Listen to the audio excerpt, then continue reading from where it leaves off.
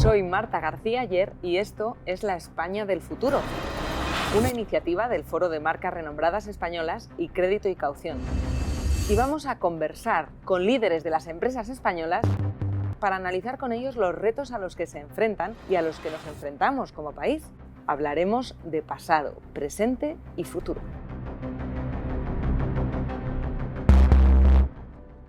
Bienvenidos a La España del Futuro, hoy con un invitado de excepción para hablar de marcas, para hablar de empresa, para hablar del futuro de España, que es Clemente Cebrián, cofundador del Ganso. Bienvenido, Clemente.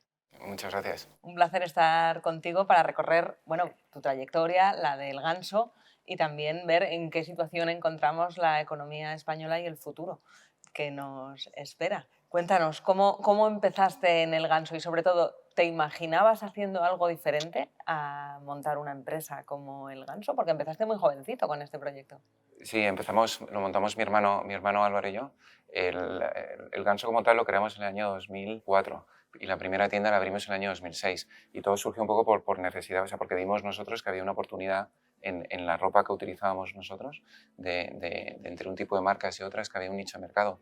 Y fuimos a por ellos y inicialmente sin tener ni idea de moda ni nada, pero una oportunidad. Lo dices como algo normal. Eso a los que tenéis espíritu emprendedor os pasa mucho, pero hay gente que está buscando una idea de empresa y no la encuentra. ¿Cómo es el momento de decir, oye, Álvaro, yo creo que aquí hay un negocio? Pues mira, primero lo intentó Álvaro cuando estábamos estudiando en la universidad y fue a algunos pueblos en España que tenían talleres de confección y la verdad es que no le hicieron mucho caso. Y después, cada uno acabamos la carrera, nos pusimos a trabajar cada uno en una cosa y fue por el irme a comprar un abrigo, de buscar un abrigo que fuera así como entallado y demás, y no lo encontrábamos. Entonces, es una tontería, pero en ese momento dijimos, oye, no encontramos este tipo de abrigo, este tipo de ropa, a lo mejor realmente hay una oportunidad. Y fue un poco como empezó la cosa, por necesidad personal, por una oportunidad. Por necesidad, pero no por casualidad, sino porque estabais buscando esa idea, ¿no? Siempre, sí. Nosotros pues, también organizábamos viajes, llenábamos autobuses para irnos a esquiar y así nos pagábamos el viaje a esquiar. O sea, siempre íbamos como buscando oportunidades en lo que había. Entonces, en esto dijimos, oye, aquí realmente como queríamos montar algo, teníamos ese espíritu emprendedor. Por el lado de nuestra familia paterna son muy emprendedores y materna son artistas todos. Entonces, pues bueno, ahí se juntó esa mezcla de una y otra. Esa fusión de la creatividad y la empresa se ve en vuestra marca, en el Ganso. ¿Cómo se pasa de la idea a la puesta en marcha? Hace falta un dinero. No sé si los acabáis también de servir copas. Nosotros nos apuntamos a la Asociación de Jóvenes Empresarios de Madrid, hicimos un plan de empresa y entonces nos dieron 21.000 euros, luego vendimos un coche y una moto que teníamos y entonces con eso llegamos a 32.000 euros. Empezamos, bueno, yo creo que como se tiene que empezar, ¿no? Muchas veces con muy pocos recursos y lo que teníamos era para fabricar y confeccionar. ¿Y qué momento es el que recuerdas con más cariño cuando miras hace casi 20 años del comienzo? Con Álvaro hay muchas anécdotas, con mi hermano Álvaro, pero hay una en especial que nos cogieron para una feria que era muy importante del sector de moda, que era en Berlín, y la feria era en julio y ahí la gente lo que vendía era la siguiente primavera-verano, que la venían en las tiendas, te hacían un pedido y tú lo fabricabas durante el otoño e invierno. Pues bien, Álvaro y yo teníamos tan poca idea de todo que fuimos con todo de lo que teníamos de otoño e invierno. Entonces, lo único que se nos ocurrió fue buscar un distribuidor y clientes escandinavos o del norte de Europa y decirles que habíamos fabricado su primavera, porque era un poco que la primavera de Suecia podía ser parecida al invierno de Madrid o de España. Entonces conseguimos un montón de clientes escandinavos que nos compraron la colección y gracias a eso pudimos ir adelante. Convencer a los clientes de que aquello estaba pensado, al fin y al cabo es una buena historia, es marketing, es algo también de lo que tú sabes mucho. Totalmente, yo creo que ahí el storytelling de las marcas yo creo que es fundamental y en el caso del Ganso yo creo que tenemos una historia bonita. Y yo creo que lo que se trata también, como dices muy bien, es contarla. Y dentro de la empresa, ¿qué papel juega la innovación y la tecnología? Porque a veces se habla de moda o se habla de textil sin tener presente que es un sector muy tecnológico. Muchísimo. Por un lado, en la parte más digital, toda la parte más online de la compañía es importantísimo. Pero luego también es muy importante la parte más técnica o tecnología, también incluso en el producto. Nosotros ahora tenemos una colaboración con una startup que se llama Sepia, que lo que hace es que es tejido técnico. Entonces, tú, por ejemplo, te mojas, te echas agua y se quita el momento, te estás tomando algo y te manchas, te lo frotas un poco con un paño y desaparece. Incluso te dicen que puedes no lavarlo y usarlo durante 7 días seguidos, que yo no recomiendo tantos días, pero es lo que dicen ellos. Entonces, luego tenemos con otra marca que se llama Veston, de calentadores en los plumas, que está muy bien. Entonces, para mí los dos grandes puntos o vectores serían la innovación y luego toda la parte de sostenibilidad también. Creo que son los dos grandes retos. Sí, porque la moda siempre se destaca que es uno de los sectores más contaminantes que hay en el mundo. ¿Y de qué manera podemos hacer un consumo responsable? Es verdad que hay un consumidor, un cliente que sí que lo tiene muy en cuenta, y hay otro que no, que va más al componente de precio. Yo creo que el gran reto que tenemos las marcas es ofrecer ese producto más sostenible o más con una trazabilidad, ¿no? Por lo menos mayor, a precios parecidos a los que no tendría si realmente no tuvieran ese componente sostenible. ¿Pero es rentable ser sostenible? Es rentable cada vez más y yo creo que ahora mismo es una necesidad y es que es importantísimo. De hecho, hay marcas, sobre todo internacionales, alguna española, pero sobre todo internacionales, que realmente su fondo de comercio, lo que son, realmente se basan en eso y la gente realmente les compramos por eso. De hecho, por ejemplo, en toda la zona en Extremadura estamos en un proyecto de plantación de índigo, que es el colorante natural de los vaqueros, del denim, y estamos plantando en Extremadura y estamos buscando en otros sitios para luego utilizar ese colorante para aplicarlo al sector textil, pero además para poco a poco regenerar el campo y complementar a otros cultivos, ¿no? Entonces, yo creo que entre todos los sectores nos podemos apoyar y realmente creo que tiene que ser una necesidad porque crees en ello y al final la marca se va a ver fortalecida. Cuando hablamos de sostenibilidad, lo primero que se viene a la mente siempre es medio ambiente, pero también dentro de la sostenibilidad o de la responsabilidad empresarial, el empleo y la creación de empleo es una cuestión fundamental. Yo creo que hay una parte muy bonita y es la parte de creación de valor en la sociedad o lo que aportas a la sociedad, ¿no?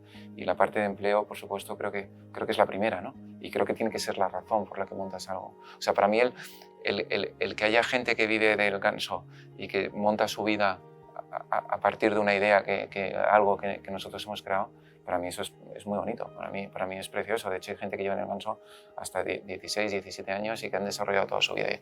Y la inversión en tecnología, que dices que es fundamental, ¿puede redundar en la destrucción de empleo? ¿Se crea menos empleo o es al contrario? Yo fíjate, yo lo veo al revés. Yo creo que se están creando muchas nuevas, entre comillas, profesiones o puestos de trabajo que antes no existían. Incluso a lo mejor un poco más especializados, sí. Totalmente de acuerdo, pero es una percepción general. De hecho, todavía hay tiendas en las que uno cuando va percibe que los dependientes consideran que si el cliente compra online es un poco desleal hacia ellos. No sé si os encontráis con este desafío. Es verdad que al principio fue complicado, pero ahora mismo yo creo que es que hoy en día yo creo que estamos todos concienciados que lo que se trata y la gente que trabaja en este caso en el ganso, lo bueno es que la empresa venda, vaya para adelante y tenga buenos resultados, venga de aquí o de acá la venta y al revés. Yo creo que lo que les motiva muchas veces es poder tener una carrera profesional también dentro.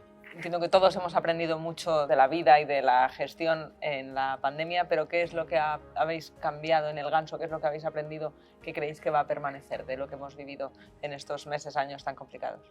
Pues mira, yo creo que sobre todo, yo creo que ha habido un cambio de chip, o por lo menos en nuestro caso, de darnos cuenta que hay un componente también, un intangible más allá del producto que construye la marca, que ahí nos hemos dado cuenta en la pandemia. En la pandemia hemos hecho cosas, nosotros nos fuimos, en pequeñito todo lo nuestro, ¿no? Pero nos fuimos en Madrid a IFEMA a llevar zapatillas y dárselo a los médicos cuando salían de IFEMA, les dábamos las zapatillas dándoles las gracias por lo que estaban haciendo. Eso nos llevó después a que han ido surgiendo más cosas. De ahí salió, hicimos un marketplace que metimos a marcas terceras para que se aprovecharan de nuestro tráfico. De ahí llegó otra cosa. Entonces nos hemos dado cuenta que realmente hay un componente mucho más humano detrás de las cosas que tenemos que realmente saber aprovecharlo y sacarle. Porque creemos que en el ganso hay algo que la gente compra esta chaqueta o esta camisa porque sí, obviamente le tiene que gustar, ¿no? Pero también por lo que representa la marca para ellos. Y la pandemia nos ha enseñado que esa representación de la marca tiene muchísimas funcionalidades y tenemos que aprovecharlas. El ganso vende en muchos países. ¿Cuántos son ya? Nosotros ahora tenemos tienda ganso en España, en Portugal, en Francia, en México, en Chile y en Kuwait.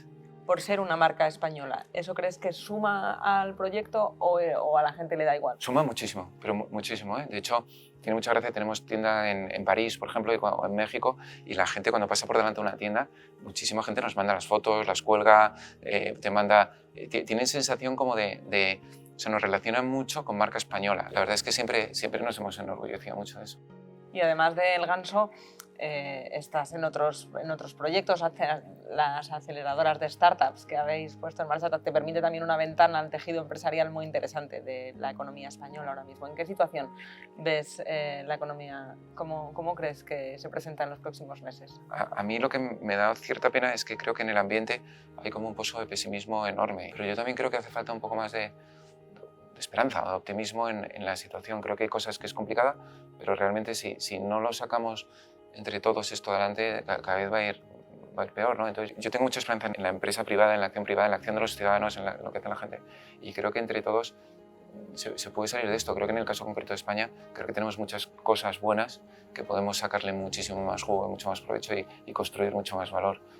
Es verdad que hay estadísticas que demuestran que cuando preguntas a los ciudadanos cómo ven la economía española, son pesimistas. Cuando les preguntan cómo ven su economía personal, son optimistas, lo cual demuestra que estadísticamente tenemos una percepción global más pesimista de lo que la tenemos con respecto a nuestra propia economía. Eso es curioso. Nosotros parecía que todo esto iba a peor. Nosotros, yo veo las tiendas, bueno, las tiendas, la web nuestras, a las ventas, como es venta tercera cliente final, un termómetro importante y nosotros vemos que al revés están creciendo. Por lo tanto, realmente para mí eso es buena noticia y cuando hablo con gente de otras marcas o de incluso otros sectores, en general no hay una sensación negativa de que afecte a las ventas. ¿Que puede ocurrir? Sí, pero claro, si todos nos convencemos que va a llegar, pues llegará. Entonces, no sé, intentar verlo de una forma un poco más optimista. Y además de optimismo, ¿qué necesita la economía española para crecer más, para ser más productiva? Yo creo que en España se necesita, se tienen que crear más empresas, yo creo que es necesario. Y luego creo que también España necesita que muchas pequeñas o muy pequeñas empresas el intentar dar el salto a una siguiente etapa, porque son las que realmente crean valor y crean puestos de trabajo. Pero cuesta dar ese paso final y creo que es importante que se dé. Y una vez que se da el paso, luego cuesta crecer. Para empezar, España tiene el tamaño que tiene, creo que es un mercado muy atractivo, que nosotros hemos crecido en España, pero creo que es fundamental también mirar hacia afuera. Y la marca España está muy bien valorada.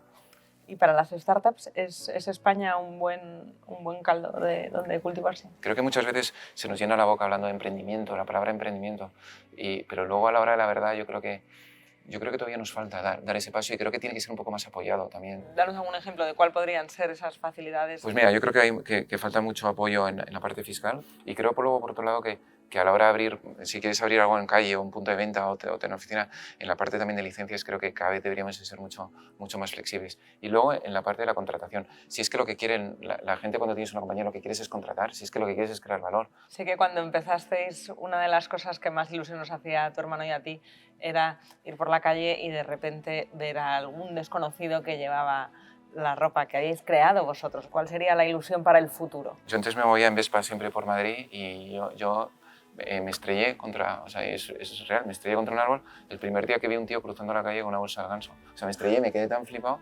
que me fui, me salí, porque dije, no le conozco de nada, iba con la bolsa de ganso y he comprado. De hecho, me acuerdo que llamaba a Álvaro en la primera tienda que teníamos en Fuencarral, nos turnábamos de dependientes, compraba un abrigo y le decía a Álvaro, le llamaba, Álvaro, que hay una persona que se ha comprado un abrigo. Y mi hermano me decía, ten cuidado a ver si lo va a devolver. Bueno, pues ya para terminar, Clemente, ¿qué consejo le darías a los que se están planteando, han tenido una idea que les parece una locura, como a vosotros cuando de repente buscabais un abrigo que no encontrabais y os liasteis la manta a la cabeza? Yo creo que es el aprender de que cuando montas algo vas a tener muchísimos momentos malos, pero siempre va a haber un aprendizaje en todo, ¿eh? Porque de hecho, creo que cuando las cosas te salen bien, te paras muy pocas veces a pensar por qué te han salido bien, mientras que cuando te salen mal, le das muchísimas vueltas en dónde he fallado, en qué he fallado, cómo puedo mejorar esto, ¿no? Entonces yo te diría eso, por un lado, si crees que tienes una idea en intentarlo, porque yo creo que es mucho peor al pasado el tiempo el tener esa sensación de decir no lo he intentado, y luego sobre todo el sacar aprendizaje del error, del fallo, del fracaso, porque creo que es realmente donde se aprende. Hay que valer para esto, ¿no? Hay que valer para pasar muchas noches sin dormir. Yo no sé si nosotros valemos o no valemos, lo que pasa es que no nos ha quedado otra y al final hemos ido hacia adelante. Es verdad que tiene que llegar un momento en que no vivas angustiado, porque si vives angustiado no merece la pena, ¿no? Pero sí, el saber convivir un poquillo con el riesgo no viene mal. Bueno, pues el futuro también va de incertidumbre y de saberla gestionar, que de eso es de lo que queríamos hablar, de cómo afrontar el futuro. Ya nos has dicho que con optimismo, ¿verdad? Sí, yo eso lo veo fundamental, es que si no... Pues muchísimas gracias, Clemente. Un placer haber A vosotros, es un placer. Muchas gracias.